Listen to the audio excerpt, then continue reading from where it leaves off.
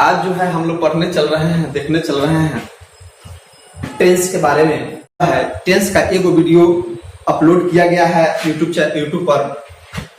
हमको विश्वास है, पूर्ण विश्वास है, और उससे अच्छा लाइक है, सब्सक्राइब भी अच्छा हुआ। हमको पूरा विश्वास है कि विद्यार्थी जो भी हैं वो देखे होंगे। आज उसका टेंस का दूसरा पार्ट हम लेकर आ रहे हैं। कैसे ट्रांसलेशन बनाते हैं वहां बताए थे। सब्जेक्ट के बारे में, ऑब्जेक्ट के बारे में, वर्ब के बारे में, कंप्लीमेंट के बारे में। कंप्लीमेंट 4 प्रकार के होते हैं: manner complement, place complement, time complement और रीजन कंप्लीमेंट। ये चारों को वहां डील किया गया है। अगर ये सब मालूम नहीं है, मूल रूप से ट्रांसलेशन या अनुवाद बनाने के लिए 6 चीज पर हम ध्यान देते हैं: सब्जेक्ट पर, वर्ब पर, ऑब्जेक्ट पर एंड कंप्लीमेंट पर। कंप्लीमेंट 4 प्रकार के होते हैं: मैनर कंप्लीमेंट, ढंग पूरक, प्लेस कंप्लीमेंट, जगह पूरक, टाइम कंप्लीमेंट, समय पूरक और रीजन कंप्लीमेंट, कारण पूरक। ये 4 अगर मालूम नहीं हो तो हमसे अनुवाद नहीं बनेगा। बाबू थोड़ा डीपली अनुवाद अगर होगा तो वह आपसे नहीं बनेगा। इसलिए उसको, उस क्लास को देखना नेसेसरी है। उसको देख रहे हैं टेंस में। जो टेंस जो होते हैं, टेंस यानी इसका जो है फर्स्ट प्रेजेंट इंडेफिनिट टेंस का जो बताए थे कि 4 भाग होते हैं। सबसे टेंस के 3 भाग होते हैं: प्रेजेंट, पास्ट और फ्यूचर, वर्तमान, भूत और भविष्य। तो आज उसका एक पार्ट लेकर हम लोग चल रहे हैं प्रेजेंट का। यानी प्रेजेंट टेंस का 4 भाग होते हैं: present indefinite, present imperfect, present perfect, present perfect continuous. ठीक है, present indefinite, present imperfect, present perfect, present perfect continuous. इसी तरह पास्ट टेंस में भी होता है: past indefinite, past imperfect, past perfect, past perfect continuous. Future में भी होता है: future indefinite, future imperfect, future perfect, future perfect continuous. Present indefinite जिसको लिख सकते हैं प्रेजेंट इंडेफिनिट, या इसको कहते हैं सिंपल प्रेजेंट के नाम से। सिंपल प्रेजेंट, प्रेजेंट इंडेफिनिट या सिंपल प्रेजेंट। सिंपल प्रेजेंट या प्रेजेंट इंडेफिनिट देखने चल रहे हैं। सिंपल प्रेजेंट इंडेफिनिट या सिंपल प्रेजेंट टेंस। तो सिंपल प्रेजेंट टेंस पहले होता क्या है, इसकी परिभाषा है। सिंपल का मतलब होता है साधारण, इंडेफिनिट का मतलब होता है वर्तमान। साधारण जो अभी वर्तमान में चल रहा है उसी को हम कहते हैं सिंपल प्रेजेंट टेंस। इसका लिखिए: जिस टेंस से आदत हो या सच्चाई हो, यानी हैबिट हो या ट्रुथ हो। यानी आदत को आप टाल नहीं सकते हैं, जो आदत है वो बना ही रहेगा ना। जो भी सच्चाई है, सच्चाई को आप हटा नहीं सकते हैं। सूरज पूरब में उगता है तो उसको पश्चिम में नहीं उगा सकते हैं। उगा सकते हैं, पश्चिम में डूबता है तो उसको पूरब में डुबा सकते हैं। यह सच्चाई है। Honesty is the best policy. यह ईमानदारी सबसे अच्छी नीति होती है। यह सच्चाई है, इसको आप बदल नहीं सकते हैं। इसी को लेकर हम प्रेजेंट इंडेफिनिट टेंस बना है, और प्रेजेंट इंडेफिनिट टेंस में इस सब चीज का हम जिक्र करेंगे। तो इसका परिभाषा पहले, जिस टेंस से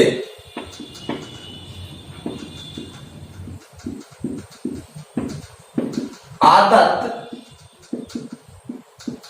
या सच्चाई का बोध हो,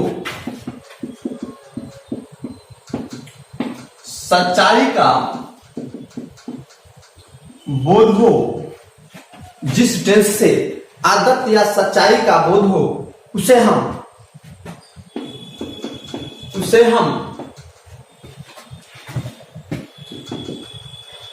सिंपल प्रेजेंट या प्रेजेंट इंडेफिनिट टेंस कहते हैं। जिस टेंस से आदत या सच्चाई का बोध हो, क्या बोध हो? आदत या सच्चाई का बोध हो, उसे हम कहते हैं सिंपल प्रेजेंट टेंस। जिस टेंस से आदत या सच्चाई का बोध हो उसे हम कहते हैं सिंपल प्रेजेंट टेंस। ठीक है, ध्यान से देखिएगा, समझ में आएगा। नहीं आने की बात नहीं है, नेसेसरी आएगा। गौर से देखिएगा। देखिए, जिस टेंस से आदत या सच्चाई का बोध हो उसी को हम कहते हैं, क्या कहते हैं? सिंपल प्रेजेंट टेंस या प्रेजेंट इंडेफिनिट टेंस। यानी कोई भी सच्चाई का बोध हम किस में करते हैं, सिंपल प्रेजेंट टेंस में करते हैं। इसका इंग्लिश लिख लीजिए, the tense is denotes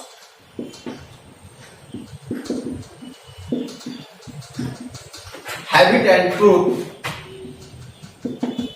habits and truth, the tense is denotes habit and truth is called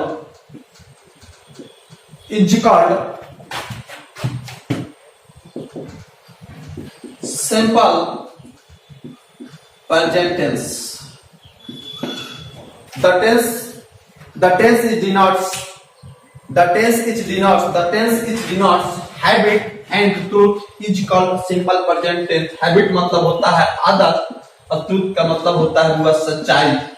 जिसे आदत या सच्चाई का बोध हो उसी को हम कहते हैं, क्या कहते हैं, सिंपल प्रेजेंट टेंस कहते हैं।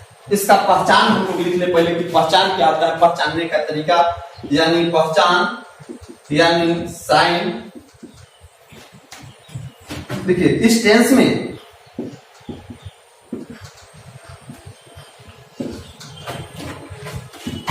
हिंदी क्रिया के अंत में,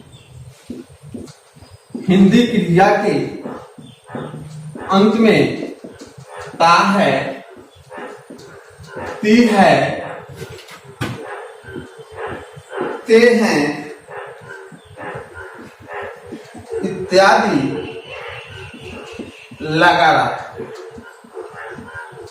प्रेजेंट इंडेफिनिट टेंस में जो है हुआ क्या लगा रहता है, ता है। इसके अंत में यह ता के ती को सटा दिया जाता है, ठीक है, पहचानने में दिक्कत ना हो।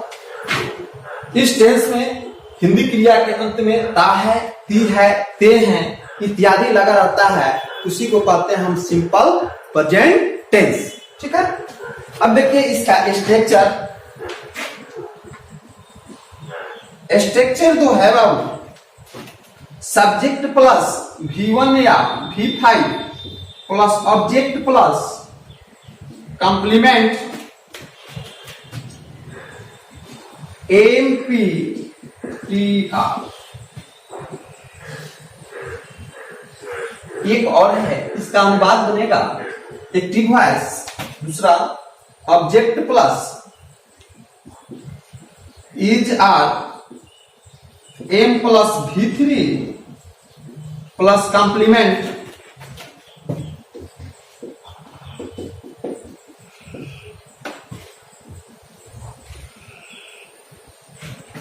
इसका अनुवाद है पैसिव वॉइस। ध्यान इस पर, इसके आधार पर हम बहुत सारे लंबा लंबा अनुवाद बना सकते हैं, ठीक है। अभी बताए हैं कि एमपीटीआर का मतलब पीछे वाले क्लास में दिया गया है। एमपीटीआर का मतलब क्या होता है, manner complement, place complement, time complement और reason complement. Manner complement, place complement, time complement और रीजन कॉम्प्लीमेंट। देखिएगा कहीं कहीं आपको मिला होगा कि सब्जेक्ट प्लस V1 या V5 plus object oblique complement. देखिए वो अपने हिसाब से ठीक दिया है, लेकिन जब कुछ ऐसे नियम आते हैं, रूल्स आते हैं, कुछ अनुवाद आपको मिलेगा तो वहां ये रूल फेल हो जाता है, या दोनों में से कोई एक ही रूल आप प्रयोग कर सकते हैं, दोनों का प्रयोग नहीं कर सकते। लेकिन एग्जाम में जब आएगा, कुछ दिया जाएगा आपको ट्रांसलेशन बनाने के लिए, तो दोनों का प्रयोग करना पड़ता है, ठीक है। इसलिए सब्जेक्ट प्लस V1 या V5 plus object plus complement में मैनर होता है, प्लेस होता है, टाइम होता है, रीजन होता है। मैनर जो होता है ढंग को व्यक्त करता है। आप कोई वर्क कर रहे हैं तो कुछ ना कुछ ढंग होगा आपके कैसे करना है।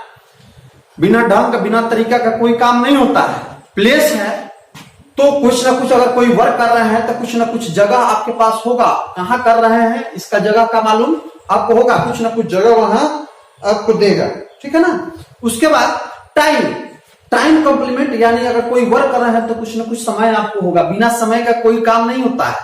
और रीजन, कारण, कुछ ना कुछ होगा तो आपको कारण का व्यक्त होगा, बिना कारण का कोई काम। हम भी पढ़ा रहे हैं तो कुछ कारण नहीं है, आप पढ़ रहे हैं तो कुछ कारण है, ठीक है। आपके पिताजी कमा रहे हैं तो करने के लिए, आप लोग को पालन पोषण करने के लिए कमा रहे हैं, तो यानी बिना कारण का, बिना रीजन का कोई चीज संभव नहीं, ठीक है।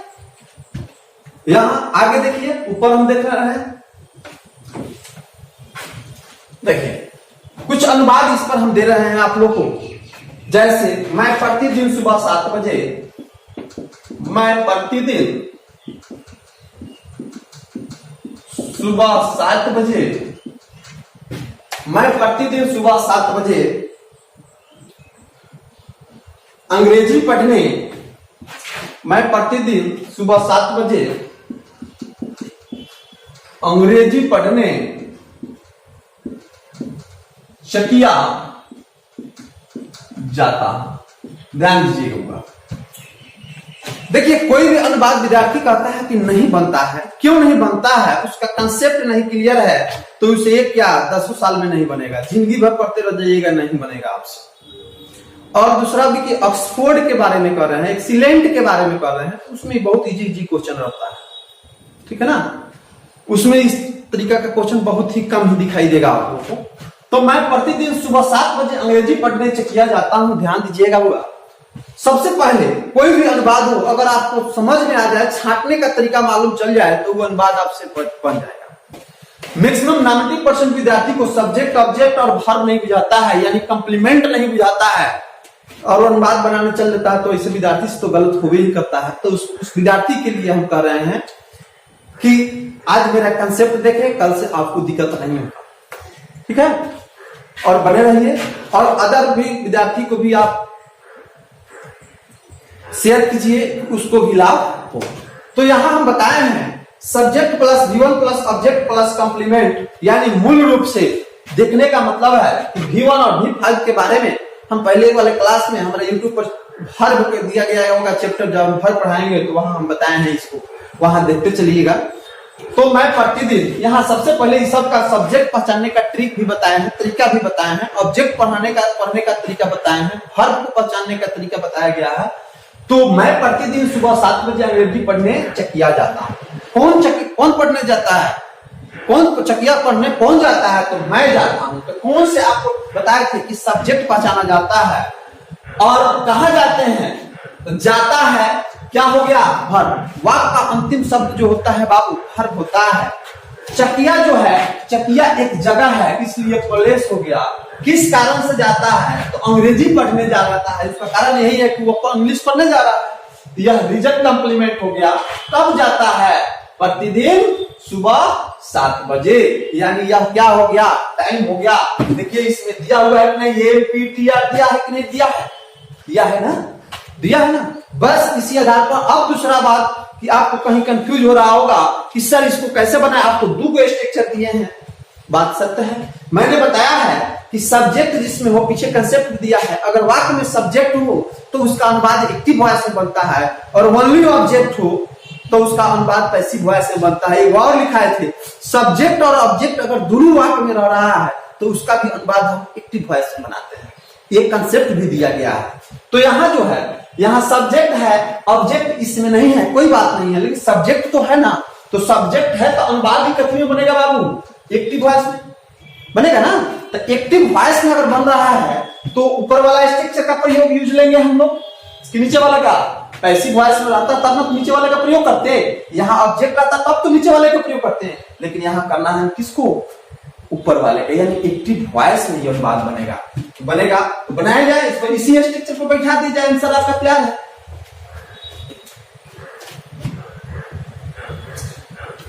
तो आई, देखिए सब आई का मैं सब्जेक्ट, उसके बाद वर्ब। तो जाता हूं, आई कौन पर्सन है? फर्स्ट पर्सन है। इसके साथ क्या लगेगा? गो लगेगा, V1 लगेगा कि V5?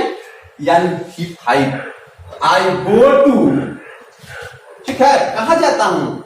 अब देखिए इसमें ऑब्जेक्ट है नहीं, ऑब्जेक्ट दिया, ऑब्जेक्ट है कहीं नहीं है। उसके बाद आइए, मैनर है, हम है, तरीका है। तो मैनर देखिए तो कहीं है नहीं है, आगे बढ़ेंगे। प्लेस देखिए है, I go to Chakia, I go to. अब देखिए क्या है उसके बाद? प्लेस के बाद टाइम दिया हुआ है, देखिए यहाँ टाइम दिया हुआ है, प्लेस के बाद टाइम है। I go to Chakia daily at 7, सुबह 7 बजे है तो एम लिख दीजिए। एम का मतलब होता है सुबह और PM का मतलब होता है शाम में, या इसको यहां ना लिख रहा, daily at 7 o'clock in the morning भी कर सकते हैं, दोनों लिख सकते हैं। At 7, daily at 7 o'clock in the morning भी कर सकते हैं, यानी दोनों लिख सकते हैं, कोई दिक्कत नहीं है। हम लिख दिए कि यहाँ एम का मतलब होता है यानी दोनों में से कोई एक, अभी नहीं कि दोनों हम यहाँ लिख दिए आप भी लिख दिए, यानी दोनों में से कोई एक आप यहाँ डाल सकते हैं। उसके बाद क्या है, रीजन कॉम्प्लीमेंट है, तो किस कारण से जाता है बाबू, किस कारण से जाता है, देखिए यहाँ रीजन है आर है ना, तो रीजन किस कारण से, अंग्रेजी पढ़ने के लिए, टू रीड इंग्लिश। कहां दिक्कत है इसमें, एक और ले लिया जाए मेरी तरफ से, चाय पीने के लिए उसे प्रतिदिन रात्रि में यहां बुलाया जाता है। चाय पीने के लिए उसे प्रतिदिन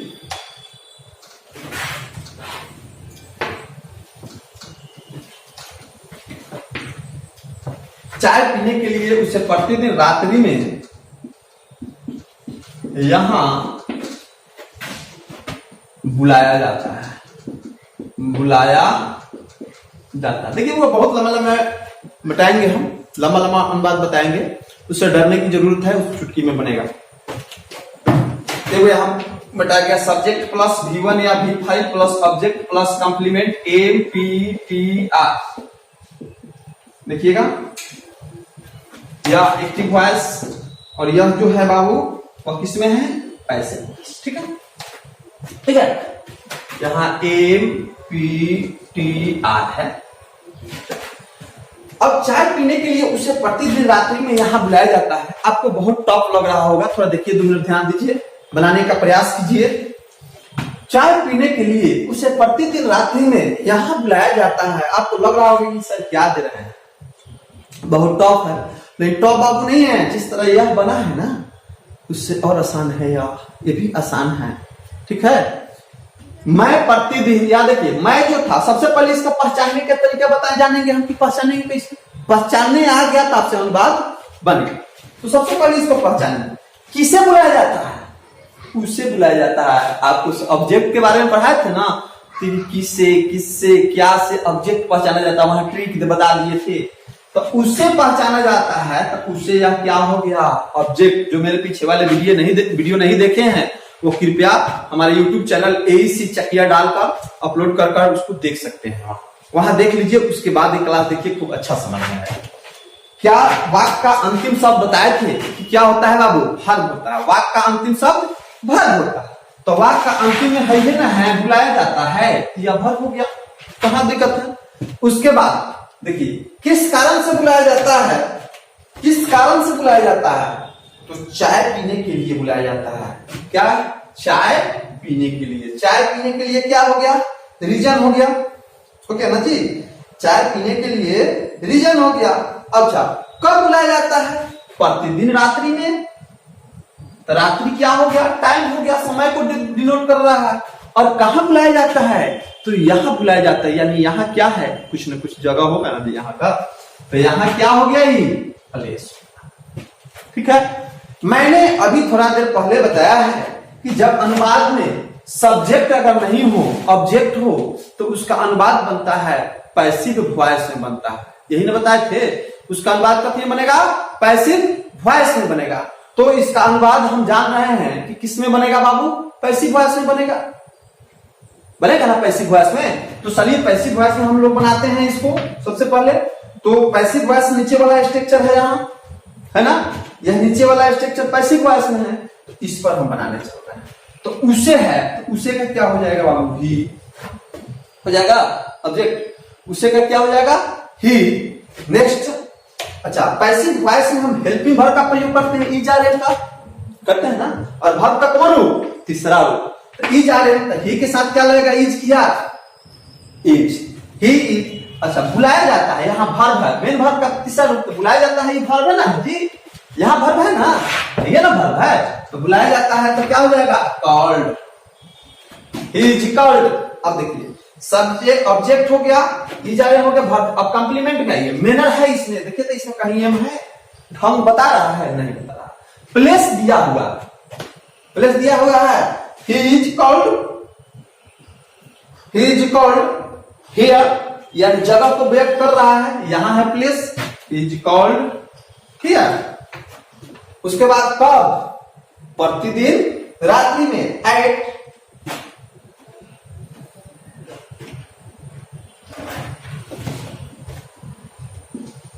डेली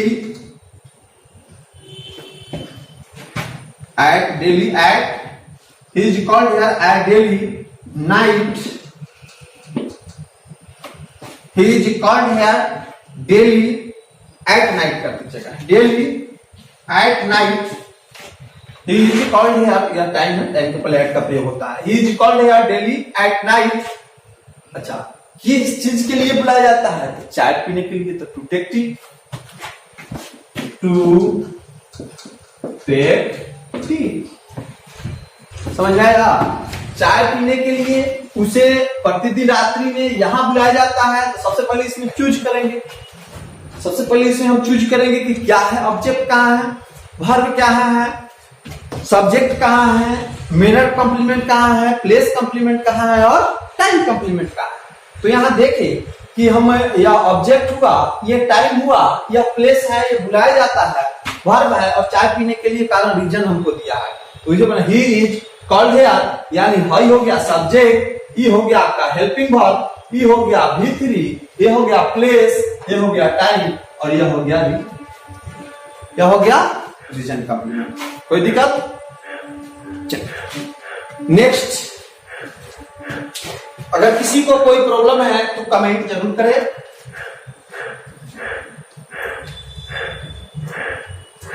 एक और एग्जांपल आप लोग ले लीजिए, बनाइए तो थोड़ा एक बार देखिए।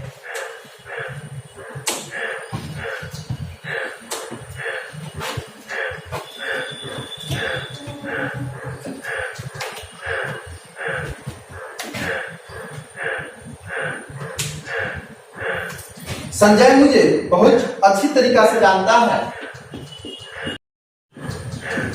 बहुत अच्छी तरीका से जानता है। संजय मुझे बहुत अच्छी तरीका से जानता है, संजय मुझे बहुत अच्छी तरीका से जानता है। सबसे पहले हम देखेंगे कि इसमें सब्जेक्ट है कि नहीं है, ऑब्जेक्ट है कि नहीं है, अनुवाद किसमें बनेगा, एक्टिव में बनेगा कि पैसिव में बनेगा, ठीक है ना। सबसे पहले इसको जानना हमको जरूरी है कि इसका अनुवाद बहू कैसे बनेगा, ठीक है ना, कि कैसे इसका अनुवाद हम लोगों को बनेगा। तो संजय कौन जानता है, कौन मुझे अच्छी तरीके से जानता है, स्वयं संजय करता है कि नहीं है, काम जो स्वयं करता है संजय ने, जान के बारे में कहा जा रहा है। किसे? मुझे ऑब्जेक्ट हो गया, जानता है वर्ब हो गया। कैसे जानता है बाबू? तो बहुत अच्छी तरीका से जानता है। कैसे जानता है? बहुत अच्छी तरीका से जानता है। बहुत अच्छी तरीका यानी यह कॉम्प्लीमेंट के अंतर्गत आ गया, है ना जी। कैसे जानता है? बहुत अच्छी तरीका से जानता है, यानी मैनर कॉम्प्लीमेंट है, उसका ढंग बता रहा है कि वह अच्छी तरीका से मैं उसको जानता हूं, ठीक है ना। तो यह कॉम्प्लीमेंट के अंतर्गत आ गया। अब सब्जेक्ट ऑब्जेक्ट दोनों है, मैंने एगो बात बताया था, पीछे थोड़ा ध्यान दीजिएगा। सब्जेक्ट ऑब्जेक्ट अगर दोनों रहेगा तो उसका अनुवाद जब भी बनेगा तब आप एक्टिव वॉइस में बनेगा। किसमें बनेगा?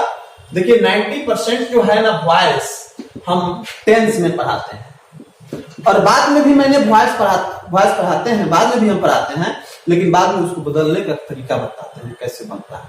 लेकिन अगर आपका टेंस अच्छा नहीं हुआ तो वॉइस भी अच्छा नहीं होगा, या कोई चीज अच्छा नहीं, बेस यही है, ठीक है। संजय मुझे बहुत अच्छी तरीका से जानता है, यानी यहाँ हमको मालूम है कि यह अनुवाद जब भी बनेगा तो एक्टिव वॉइस में। एक्टिव वॉइस का स्ट्रक्चर ये है, सब्जेक्ट प्लस भी वर्ब का प्रथम रूप या पांचवा रूप plus object plus complement NP किया, मेनर प्लेस टाइम और रीजन का, ठीक है। अब यहां देखिए संजय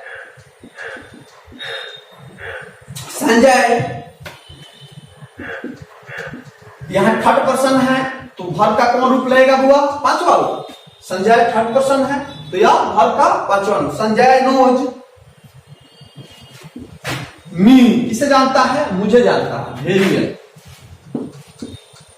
अच्छी तरीका से। कहां कोई दिक्कत है इसमें?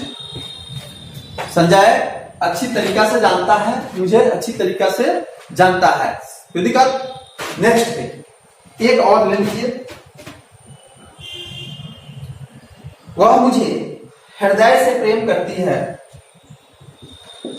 वह मुझे हृदय से प्रेम करती है, वह मुझे हृदय से प्रेम करती है, यानी दिल से प्रेम करती है। ठीक है, यहां कौन करती है? तो कोई न कोई वह लड़की होगी जो आपको बहुत अच्छी तरीका से चाहती है। तो वह जो है सब्जेक्ट हो गया। और किसे चाहती है? किसी दूसरे को ना चाहती है जी, किसी लड़का को चाहती है, तो वह हो जाएगा बुआ ऑब्जेक्ट। ठीक है, और प्रेम करना क्या हो गया? वर्ब हो गया। प्रेम करती है किस चीज से? हृदय से। हृदय से ढंग है, तरीका है ना जी, प्रेम करने का भी तरीका है। तो इसको अनुवाद हम कैसे बनाएंगे? सब्जेक्ट ऑब्जेक्ट दोनों है, तो अनुवाद बने का बाद किसमें? एक्टिव वॉइस में। एक्टिव वॉइस वाला स्ट्रक्चर आपके सामने है, उसको वहां फ्लो कीजिए, आपका एग्जाम्पल बन जाएगा। देखिए, वह मुझे हृदय से प्रेम करती है, she loves me at she loves me at heart। वह मुझे हृदय से प्रेम करती है, she loves me at heart। वह मुझे हृदय से प्रेम करती है।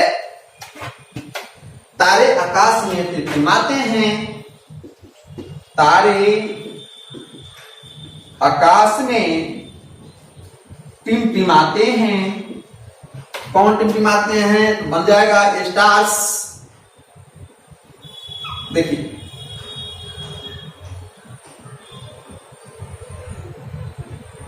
स्टार्स क्योंकि तारे हैं, अनगिनत है, एक से अधिक हैं, इसलिए स्टार्स।